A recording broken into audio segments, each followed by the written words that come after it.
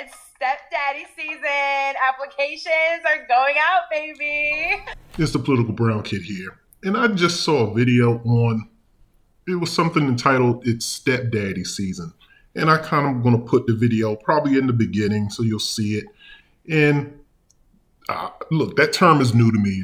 Like I said, I'm 46. A lot of these terms may be flying over my head.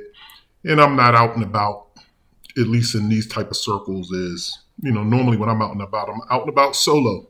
So I'm not hearing these new terminologies. Here's the problem with these type of mantras when people start saying, city girl life, and now I guess this whole stepdaddy thing, and this whole stepdaddy thing really been going on for a while. But the problem in life, and this is not, it's not relegated to one particular demographic, but but I can only really speak from my perspective as a young black person, but this applies to Asians, whites, whomever.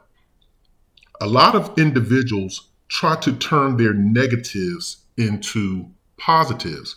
So, for example, when you see a lot of people come from impoverished environments, poor environments, things of that nature, the thing that they grasp to, and you can really see this in kind of hip hop culture as well, the thing that they grasp to is being tough. I'm tough, you're soft.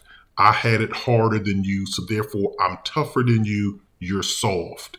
And trust me, I've had a few girls that came from, the trenches, from the hood that I messed with, tell me that. Like, what they would tell me, they wouldn't say I'm soft, but they would call me a nerd. Because I was, because they felt as though I was smart enough. A lot of times they would say, you think you're smarter than everybody. And they use it, you could tell that they were kind of, looking at me as thinking as though I was better than anyone else. But it's just that my way of thinking during that time, because I was in college, getting college educated, they weren't. And sometimes, and I will admit, when you go to school, sometimes you do start talking more, your conversations change. You start trying to have like more intellectual conversations. And some people take that as you thinking you're knowing everything. But I never try to tell people I know more than you. Listen to me. I don't do that because as a man, I don't like it when people do that to me. But again, when you looked at early hip hop had all types of individuals included. The Fat Boys, who were comical, Heavy D, who was the original B.I.G. He was big but smooth. So he contrasted the Fat Boys. You had Father MC, who was like the lover boy. You had, the Run DMC, who tried to play that hard role, who played that hard role, as well as LL Cool J. But you had various balances. And then you just had Dougie Fresh, who was just like the cool party dance guy. And then at some point in time, all of the drug dealers kind of hijacked hip hop. And then it just became about who has street credibility. And then they started knocking other people because they weren't from the street and they didn't do street type stuff. They were never incarcerated. They weren't this, they weren't that. And that's why you see all of these rappers loving to get arrested so that they can brag online because people respected that. Similarly, when you look at obese people, they know they're obese. I don't think that anyone, I'm not going to say anyone because that's an absolute, but there's a very few people in society that want to be obese. You may have like I don't know in Samoan culture if that's natural to be that big or if it's accepted or if it's desired. You have sumo wrestlers that may want to be that big. But I don't know, so I can't really speak for them, but I'm just pointing that out. That's what I'm saying, to say that you can't say no one wants to be big because that's an absolute.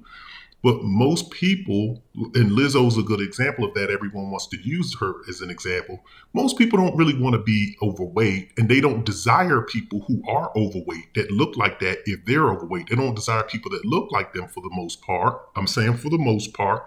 So they come up with body positivity because trust me, it's hard to lose weight. When you're overweight, it's hard to get down to looking like Sylvester Stallone. It really is. So they turn the negatives into a positive, and that's where you come up with this body positivity. And they do this until they can lose weight. So a lot of people turn their negatives to positives. And I'm saying that to say this is when you look at this whole step baby movement, a lot of women love the struggle because that's all they know and that's all they think that they can get. Trust me, I've dated my ex, as a matter of fact, one of my ex, she was my ex in high school, and we dated back then. And for the most part, she never, and she, let me take that back. She really wasn't my ex. She was somebody that I fooled around with. We would just, we got together when we got together. But she never really wanted me like that until her friends wanted me to. One of her friends wanted my number and they asked her to give it to her. And then that's when she would block it and say, let's me and you be exclusive. Or she would try to work something out like that. But then as soon as we were together, she would back off.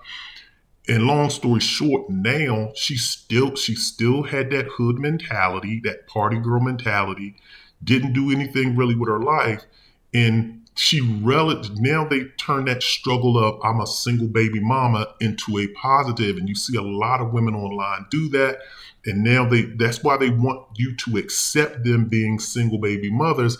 And that's a big reason why people should not embrace and they should not celebrate these single baby mothers. And I'm not trying to say that you have to put them down and shame them and they have to wear a scarlet letter, but it shouldn't be something that a woman brags about, or it shouldn't be something that a woman thinks that a real man would step up and do. But once again, these women, and this is going to be the problem when you start, once again, like I said, once you start legalizing, I shouldn't say legalizing, but once you start passing laws that benefits women's reproductive rights, and I'm not trying to say that women should not have access to certain things, but a lot of this stuff they just want for free. I get it, birth control, birth control pills, I can see that, but when you want free IVF, that's going too far because not every person, was probably meant to have a baby. That's, it's just how life is. Maybe adoption is your route.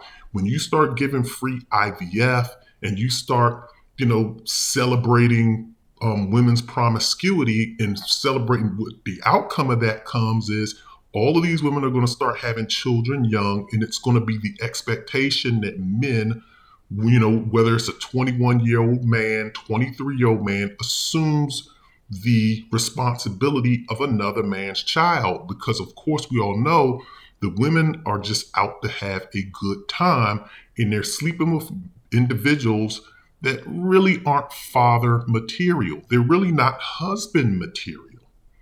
And that's the problem with society. So I'm just basically saying that people love to embrace struggle and people love to term things that are actually negatives in society. Like I said, hood life, obesity, promiscuity, and now having children out of wedlock into positives and making it seem like that makes them tougher or better than other individuals, and it really should not be celebrated.